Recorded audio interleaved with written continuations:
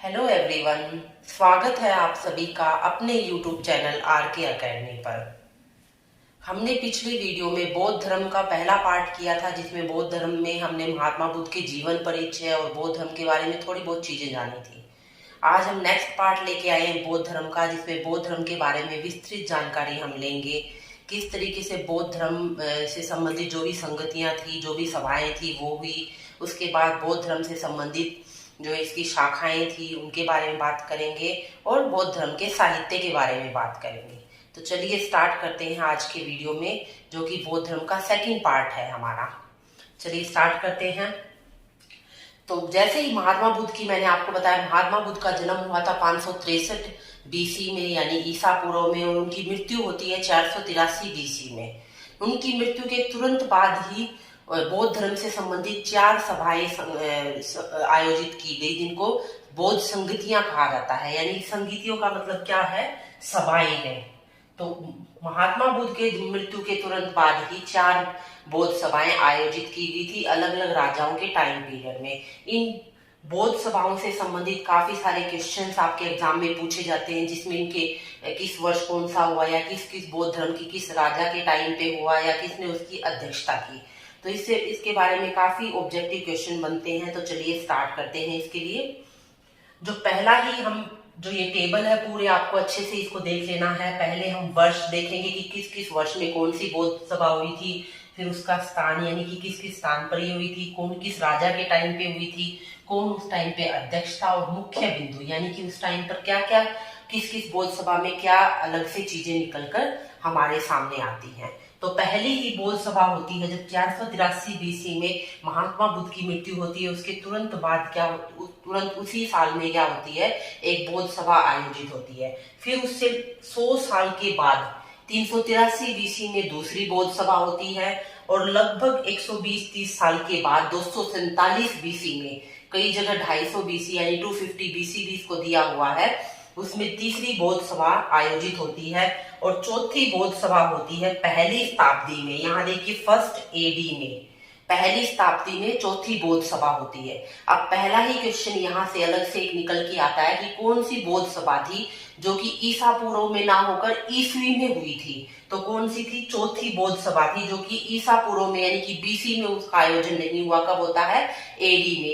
AD का full form मैंने आपको बताया था एनो डोमिनी, यानी कि ईसा मसीह के जन्म की बाद की कहानियां। अब देखिए, अब हम इनको इसी तरीके से इन टेबल्स को याद करेंगे तो आपको ये अच्छे से लर्न हो जाएगी। तो पहली बौद्ध सभा होती है 483 बीसी में। किस स्थान पर होती है? राजगृह में। जो ये स्थान थे, किन स्थानों पे बौद्ध सभा आयोजित की गई थी? जो उससे संबंधित जो राजा थे उनके टाइम पे जो कैपिटल हुआ करती थी उनकी, वहीं पर ही बौद्ध सभा का आयोजन किया गया था। तो पहली बौद्ध सभा का आयोजन कहाँ किया गया था? राजगृह में किया गया था, जो कि कहाँ था? बिहार में स्थित था। किस राजा के टाइम पर इस बौद्ध सभा को आयोजित किया गया था? अजात शत्रु के टाइम पे। और ये अजात शत्रु किस वंश से संबंधित था? हर्ण्यक वंश का राजा था। इससे नेक्स्ट जब हमारी जैन धर्म और उससे नेक्स्ट वीडियो आएगी, उसमें हम अलग अलग जो वंशों का स्टार्टिंग का जो क्रम था हम उसको करेंगे। तो वहां पर इन सारे राजाओं का जिक्र आपके सामने आएगा। तो पहली बौद्ध सभा का आयोजन होता है राजगृह में। अजात शत्रु उस टाइम पे राजा था, जो कि हर्ण्यक वंश से संबंधित था। फिर उस बौद्ध सभा की अध्यक्षता करता है महाकश्यप। तो इसको याद रखेंगे, महाकश्यप। महा मतलब बड़ी चीज। तो बड़ी चीज सबसे पहली बार हुई थी, यानी कि बौद्ध संगति थी, वो सबसे पहली बार आयोजित हुई थी। तो उसकी अध्यक्षता किसने की थी? महाकश्यप ने। और इस बौद्ध सभा में क्या चीज निकल के आई थी? 2 पिटकों की रचना हुई थी। 2 साहित्य थे ये, सुत्त पिटक और विनय पिटक। इनकी रचना कब होती है? पहली ही बौद्ध संगति में होती है। फिर हमारी आती है दूसरी बौद्ध संगति, दूसरी बौद्ध सभा, जिसका टाइम पीरियड क्या है? 383 बीसी है। स्थान क्या थी? वैशाली। वैशाली में इसका आयोजन होता है, इस सेकंड बौद्ध सभा का। वैशाली भी उस टाइम पे बिहार में स्थित था। और किस राजा के समय हुआ था? कालाशोक एक राजा हुआ करता था, उसके समय में दूसरी बौद्ध सभा का आयोजन हुआ था, जो कि शिशुनाग वंश से संबंधित था। किस वंश से संबंधित था? शिशुनाग वंश से संबंधित था। अध्यक्ष कौन था उस टाइम पे? साब कमीर। कई जगह साबा कमीर या साब कमीर इस तरीके से लिखा मिलेगा। तो साब कमीर कौन था? सेकंड बौद्ध सभा का अध्यक्ष था। क्या मुख्य बिंदु इसमें निकल के आए? यहाँ पर कुछ जो संघर्ष था, कुछ टकराव था बौद्ध सभा में, वो निकल के आया, जिस वजह से बौद्ध सभा दो छोटे छोटे ग्रुप में बट गई, दो शाखाओं में बट गया बौद्ध धर्म। एक तो महासंघिक था और एक थैरवादी। दो शाखाओं में बौद्ध धर्म बट गया था, महासंघिक और थैरवादी। तो अगर पूछा जाए कि टकराव की पहली शुरुआत किस बौद्ध संगति में होती है, तो दूसरी बौद्ध संगति में टकराव की पहली शुरुआत होती है। तीसरी बौद्ध संगति थी 247 बीसी में, इसका आयोजन हुआ था और इसकी स्थान कौन सा था? पाटलिपुत्र, जो कि बिहार में ही स्थित था, बिहार की राजधानी था ये उस टाइम पे। किस टाइम पे? अशोक के टाइम पे इस तृतीय बौद्ध संगति यानी कि तीसरी बौद्ध संगति का आयोजन हुआ था। और अशोक के बारे में हमें पता ही है, वो किस वंश से संबंधित था? मौर्य वंश से संबंधित राजा था। इसकी अध्यक्षता कौन करता है? मोगलीपुत्तिस करता है इसकी अध्यक्षता, तीसरी बौद्ध संगति की अध्यक्षता। अब इसमें क्या मुख्य बिंदु निकल के आता है? अभिधम्म पिटक की इसमें रचना होती है तीसरी बौद्ध संगति में। चौथी बौद्ध संगति हमारी होती है पहली शताब्दी ईस्वी में। पहली शताब्दी ईस्वी में चौथी बौद्ध संगति का आयोजन होता है। कौन सी जगह पे? कश्मीर में होता है। और कश्मीर में जगह का नाम क्या है? कुंडलवन। तो कश्मीर आ जाए या कुंडलवन आ जाए, दोनों में से कोई एक ऑप्शन में मिलेगा, आपको ध्यान रखना। ये किस राजा के समय पे हुई थी? कनिष्क के काल में हुई थी। कनिष्क के समय में चौथी बौद्ध संगति का आयोजन होता है, जो कि किस वंश से संबंधित था? कुषाण वंश से संबंधित ये एक राजा था। अध्यक्ष कौन थे इस टाइम पे चौथी बौद्ध संगति के? वसुमित्र क्या थे? अध्यक्ष थे। और अशोक घोष कौन थे? उपाध्यक्ष थे। अब आप देखिए तीनों जो हमने बौद्ध संगतियां की उनमें सिर्फ अध्यक्ष थे, और चौथी वाली में क्या थे? अध्यक्ष भी थे और उपाध्यक्ष भी थे। और इसमें मुख्य बिंदु सबसे इंपॉर्टेंट जो क्वेश्चन कई बार बन के आता है कि चौथी बौद्ध संगति में यानी हीनयान या महायान संप्रदाय का निर्माण कौन सी बौद्ध संगति में होता है? तो चौथी बौद्ध संगति में हीनयान महायान शाखा में बढ़ जाता है बौद्ध धर्म। एक बार दोबारा हम इसको देख लेते हैं। पहली बौद्ध संगति, पहली बौद्ध सभा हमारी होती है 483 बीसी में, दूसरी होती है 383 बीसी में, तीसरी होती है 247 बीसी में और चौथी होती है पहली शताब्दी ईस्वी में। अब स्थान कौन कौन से थे? पहली हमारी जो बौद्ध संगति थी वो राजगीर में है, दूसरी वैशाली में, तीसरी पाटलिपुत्र में और चौथी कश्मीर कुंडलवन में। तो अब यहाँ ये जो तीनों जगह हैं, ये तीनों के तीनों बिहार में स्थित थे। तो क्वेश्चन यहाँ से भी बन सकता है कि कौन सी बौद्ध संगति बिहार से बाहर आयोजित की गई थी। फिर कौन से राजाओं के टाइम पे हुआ था? पहली हुई थी अजातशत्रु के टाइम पे, हर्नेक वंश का राजा था। दूसरी हुई थी कालाशोक के टाइम पर, शिशुनाग वंश का वो राजा था। तीसरी हुई थी अशोक के टाइम पर, जो कि मौर्य वंश का राजा था। और चौथी थी कनिष्क के टाइम पर, जो कि कुषाण वंश से संबंधित था। अध्यक्ष में पहली बौद्ध संगति की अध्यक्षता की थी महाकश्यप ने, दूसरी बौद्ध संगति की अध्यक्षता की थी साबकमीर ने, तीसरी की थी मोगलीपुत्तिस ने और चौथी में दो थे, एक उपाध्यक्ष और एक अध्यक्ष और एक उपाध्यक्ष। अध्यक्ष थे वसुमित्र और उपाध्यक्ष थे अशोक घोष। मुख्य बिंदु क्या क्या निकल के आते हैं? पहली बौद्ध संगति में सुत्त पिटक विनय पिटक की रचना हुई। दूसरी बौद्ध संगति में दो संप्रदायों में बौद्ध धर्म बट गया था, सुत्त पिटक महासंघिक और थेरवादी। तीसरी में अभिधम्म पिटक की रचना होती है और चौथी बौद्ध संगति में महायान और हीनयान दो संप्रदायों में बौद्ध धर्म बढ़ जाता है। ये दो संप्रदाय इंपॉर्टेंट हैं। क्या ऐसी वजह थी जिससे बौद्ध संप्रदाय था वो दो भागों में बट गया था? क्या हीनयान वाले लोगों की क्या अलग विचारधाराएं थी, महायान वाले लोगों की क्या अलग विचारधाराएं थी, उसको हम डिस्कस करते हैं। फिर थोड़ा सा आपको पता चल जाएगा कि किस वजह से ये बौद्ध धर्म दो संप्रदायों में बटा। तो आपने देख ली हो गया ये टेबल अच्छे से। इस टेबल से संबंधित बहुत सारे ऑब्जेक्टिव क्वेश्चन पूछे जाते हैं, बार बार एग्जाम में क्वेश्चन आते हैं, तो अच्छे से इसको नोट डाउन कर लीजिए। अगला हम करते हैं हीनयान और महायान, दोनों बौद्ध संगति थी, जो दोनों शाखाएं थी बौद्ध धर्म की, इनमें क्या डिफरेंसेस थे जिससे ये हीनयान और महायान में बटे। अब देखिए यहाँ है, हम लिखते हैं हीनयान और महायान। चौथी बौद्ध संगति में ये दोनों निकलकर हमारे सामने आते हैं। क्या डिफरेंस था? पहला ही डिफरेंस क्या था? ये परिवर्तन के विरोधी थे, परिवर्तन विरोधी थे हीनयान वाले। यानी कि जिस तरीके का धर्म की स्थापना महात्मा बुद्ध ने की थी उन्हीं के विचारों पर ये चल रहे थे। परिस्थितियों के अनुसार इन्होंने अपने अंदर कोई चेंजेस नहीं लेकर आए। तो ये क्या थे, परिवर्तन के विरोधी थे। और जो महायान वाले थे ये क्या थे, परिवर्तन समर्थक थे। यानी कि इन्होंने समय के अनुसार, परिस्थितियों के अनुसार अपने अंदर काफी सारे चेंजेस ये लेकर आए थे। अपने धर्म में इन्होंने काफी सारे सुधार किए थे समय के अनुसार। दूसरा पॉइंट हमारा निकल के आता है, ये बुद्ध को क्या मानते थे, महात्मा बुद्ध को ये सिर्फ महापुरुष मानते थे। जो हीनयान शाखा के लोग थे ये महात्मा बुद्ध को महापुरुष मानते थे, क्योंकि जो महात्मा बुद्ध थे खुद ही भगवान के अस्तित्व को नकारते थे।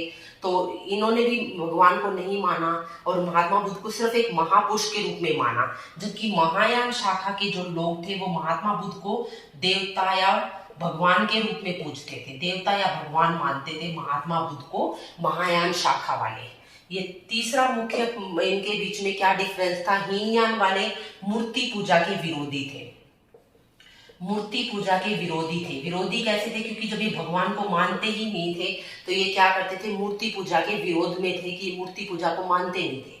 अब महायान वाले क्या करते थे, ये अवतारवाद की भावना को मानते थे, अवतारवाद में विश्वास रखते थे और मूर्ति पूजा करते थे ये लोग। यानी कि इन्होंने माना कि महात्मा बुद्ध एक अवतार थे भगवान के और उनको मूर्ति के रूप में इन्होंने पूजना शुरू कर दिया महायान शाखा के लोगों ने। चौथा इसमें क्या था, जो श्रीलंका में हमारा जो श्रीलंका में अभी फिलहाल में जो बौद्ध धर्म है वो हीनयान से संबंधित बौद्ध धर्म है। श्रीलंका में, थाईलैंड में, ठीक है, इंडोनेशिया में और ब्रह्मा में, जिसको म्यांमार भी बोला जाता है, और दक्षिण भारत, म्यांमार और दक्षिण भारत, हमारे जो इंडिया का जो दक्षिण पार्ट है, साउथ पार्ट है, साउथ इंडिया में हीनयान शाखा को ही माना जाता है, बौद्ध धर्म की हीनयान शाखा को। कौन कौन से देशों में, श्रीलंका में, थाईलैंड में, इंडोनेशिया में, म्यांमार में और दक्षिण भारत में बौद्ध धर्म की हीनयान शाखा को मानने वाले लोग रहते हैं। और महायान शाखा को किन्होंने माना, उत्तर भारत के लोगों ने माना, तिब्बत में, चीन में और जापान में। मेनली इन देशों में, कोरिया भी इनमें आ गया। तो मेनली यानी कि भारत के उत्तर की साइड जो भी देश हैं उन सब ने किस धर्म को माना, बौद्ध धर्म की महायान शाखा को माना। आगे जाकर हम देखेंगे कि तिब्बत में एक और धर्म, बौद्ध धर्म की एक और शाखा का अस्तित्व आ जाता है, जिससे क्वेश्चन आपके HSSC में यानी कि हरियाणा एग्जाम्स में पूछा गया है। तो उसको हम आगे डिस्कस करेंगे। तो इस तरीके से आपको हीनयान और महायान के बीच में पता चल गया होगा कि इनके बीच में टकराव होने या बौद्ध धर्म का दो संप्रदायों में बंटने की क्या वजह थी। आगे हम चलते हैं, जो मैंने आपको बताया तिब्बत के बारे में। तिब्बत में बौद्ध धर्म की कौन सी एक शाखा आई उसके बारे में हम बात करेंगे। वज्रयान। अब तक हमने पढ़ा था हीनयान, महायान। अब तक हमने क्या पढ़ा था, हीनयान, महायान। एक और शाखा वज्रयान निकल के आती। ये कब निकल के आती, हीनयान महायान तो हमारी आती पहली शताब्दी में, कनिष्क के समय में, चौथी बौद्ध संगति में। वज्रयान आती है गुप्त काल के समय में। गुप्त जब राजा थे, गुप्तों का जब पीरियड था, गुप्त काल में, छठी 6th AD to 8th AD, यानी कि छठी शताब्दी ईस्वी में, ईसा पूर्व नहीं है, अब याद रखना आप, छठी शताब्दी से लेकर 8वीं शताब्दी के बीच में वज्रयान का विकास होता है। वज्रयान में ऐसा क्या खास था इन दोनों संप्रदायों के बजाय? वज्रयान में क्या था, इसमें जादू टोना मंत्र तंत्र, जादू टोना मंत्र तंत्र और कर्म कांडों की प्रधानता हो गई थी। ठीक है, वज्रयान शाखा में क्या आ गए थे, जादू टोना आ गए थे, तंत्र मंत्र और कर्म कांड शामिल हो गए थे। तो ये अब क्वेश्चन आपका जो पूछा हुआ है हरियाणा एग्जाम से, उसमें पूछा गया है कि तिब्बत में बौद्ध धर्म की कौन सी शाखा व्याप्त है। तो कौन सी शाखा व्याप्त है, वज्रयान व्याप्त है। याद रखना, तिब्बत वाले लोग किस शाखा को मानते हैं, अभी वज्रयान को। पहले इन्होंने महायान शाखा को माना, बाद में ये वज्रयान शाखा को मानने लगे, यानी कि जादू टोना तंत्र मंत्र में विश्वास करने लगे। अब बौद्ध धर्म के कहा जाता है कि बौद्ध धर्म के विनाश का या खत्म होने का एक कारण वज्रयान शाखा भी था। कैसे था क्योंकि देखो हिंदू धर्म में बहुत सारी कुरीतियां आ गई थी, कर्मकांड आ गए थे, उनसे बचने के लिए लोग कहाँ गए, बौद्ध धर्म में चले गए।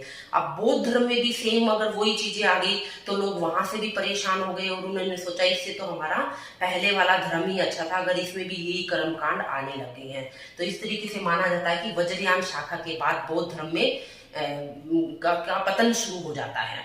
अब हम करते हैं बौद्ध धर्म के साहित्य से संबंधित चीजें, कि उस टाइम पे बौद्ध धर्म के साहित्य से संबंधित क्या क्या पुस्तकें या कौन कौन सा साहित्य रचा गया था। तो सबसे पहले हमारा आता है त्रिरत्न। कई क्वेश्चंस पूछे जाते हैं कि त्रिरत्न किस धर्म से त्रिपिटक किस धर्म से संबंधित है। त्रिपिटक किस धर्म से संबंधित है, तो बौद्ध धर्म से संबंधित है त्रिपिटक। और त्रिपिटक किसमें लिखा गया है, पाली भाषा में रचित एक साहित्य है त्रिपिटक। पिटक का अर्थ होता है टोकरी और त्रि का मतलब है तीन, यानी कि इस टोकरी में तीन अलग अलग साहित्य शामिल है त्रिपिटक में। कौन कौन से, पहला तो है सुत्त पिटक जो हमने अभी किया था, सुत्त पिटक और विनय पिटक जो पहली ही बौद्ध संगति में निकल के आता है, सुत्त पिटक, विनय पिटक। और तीसरा हमारा आता है अभिधम्म पिटक। तो ये तीनों ही त्रिपिटक किससे संबंधित है, बौद्ध धर्म से संबंधित है, पाली भाषा में ये रचित है। और इसमें सुत्त पिटक, विनय पिटक और अभिधम्म पिटक आते हैं। सुत्त पिटक, विनय पिटक की रचना पहली बौद्ध संगति में हुई, अभिधम्म पिटक की तीसरी बौद्ध संगति में हुई। अब सुत्त पिटक में क्या दिया गया है, बुद्ध के उपदेश, महात्मा बुद्ध के उपदेशों का संग्रह है। किसमें, सुत्त पिटक में। महात्मा बुद्ध ने जो भी उपदेश दिए थे उन सबको किस में डाल दिया गया, सुत्त पिटक में डाल दिया गया। विनय पिटक में क्या दिए गए हैं, नियम दिए गए हैं, जो भी बुद्ध से संबंधित या संघ से संबंधित जो भी नियम थे वो किसमें दिए गए हैं, विनय पिटक में दिए गए हैं। और अभिधम्म पिटक में दार्शनिक विचार हैं महात्मा बुद्ध के, दार्शनिक विचार हैं महात्मा बुद्ध के। देखो याद करना आसान है, सुत्त पिटक उपदेश दिए गए, विनय और नियम दोनों एक जैसे से रिजेंबल हो रहे हैं, तो विनय को नियम से याद कर लेंगे। सुत्त पिटक में बुद्ध के उपदेश दिए गए हैं, महात्मा बुद्ध के उपदेशों का संग्रह है। विनय पिटक में नियम दिए गए हैं और अभिधम्म पिटक में दार्शनिक विचारों का संग्रह है जो महात्मा बुद्ध ने दिए थे। तो इस तरीके से त्रिपिटक में क्या आ गया, बौद्ध धर्म से संबंधित पाली भाषा में रचित था। दूसरा साहित्य आता है जातक कथाएं, जिससे कई बार कम से कम 5 से 7 बार ये क्वेश्चन पूछा गया है त्रिपिटक और जातक कथाओं से। जातक कथाएं किस धर्म से संबंधित है, क्वेश्चन ऐसे पूछा जाता है। तो कौन सी धर्म से संबंधित हुई जातक कथाएं, बौद्ध धर्म से संबंधित हो गई जातक कथाएं। अब जातक कथाओं में क्या दिया गया है, महात्मा बुद्ध के पूर्व जन्म की कहानियां हैं, बुद्ध के पूर्व जन्म की कहानियां हैं जातक कथाओं के रूप में। यानी कि जातक कथाओं में महात्मा बुद्ध के पहले जन्मों के बारे में वर्णन किया गया है। और आपने सुना होगा अजंता एलोरा की गुफाएं हैं, अजंता की जो गुफाएं हैं जो महाराष्ट्र में स्थित है। कौन सी गुफाएं हैं, अजंता की गुफाएं हैं जो महाराष्ट्र एमपी में है। उनमें जो गुफाओं में जो वर्णन किया गया है, जो चित्रकारी की गई है, वो जातक कथाओं से संबंधित ही चित्रकारी की गई है। तो इन क्वेश्चंस को आप एक दूसरे के साथ जोड़कर या कनेक्ट करके पढ़ सकते हैं। अजंता की गुफाएं हैं महाराष्ट्र में, जहां पर उन गुफाओं में जो चित्रकारी है वो महात्मा बुद्ध के जातक कथाओं से संबंधित या उनके पूर्व जन्म से संबंधित है। तो ये साहित्य था त्रिपिटक, जातक कथाएं। अब देखिए जो नेक्स्ट साहित्य इनका जो नेक्स्ट चीज आती है वो क्या है, अशोक घोष। मैंने बताया आपको फोर्थ जो बौद्ध संगति हुई थी, चौथी जो बौद्ध संगति हुई थी, उसकी आयोजन किसकी उपाध्यक्षता में हुआ था, अशोक घोष उसके उपाध्यक्ष थे। तो अशोक घोष ने 3 पुस्तकें लिखी थी। अशोक घोष किसके समय पे था, ये कनिष्क के समय पे, ये कनिष्क का राज दरबारी था। तो इसने 3 पुस्तकें लिखी थी। एक तो बुद्ध चरित, नाम से ही हमें लग रहा है कि महात्मा बुद्ध से संबंधित इसमें चीजें दी गई है, यानी कि बुद्ध की जीवनी थी बुद्ध चरित, जिसको बौद्धों का रामायण भी कहा जाता है, यानी कि बौद्ध धर्म का रामायण, बौद्ध धर्म का रामायण भी बोला जाता है बुद्ध चरित को। किसको, बुद्ध चरित को बौद्ध धर्म का रामायण, बुद्ध चरित। दूसरी इसकी थी सारिपुत्र प्रकरण, सारिपुत्र प्रकरण।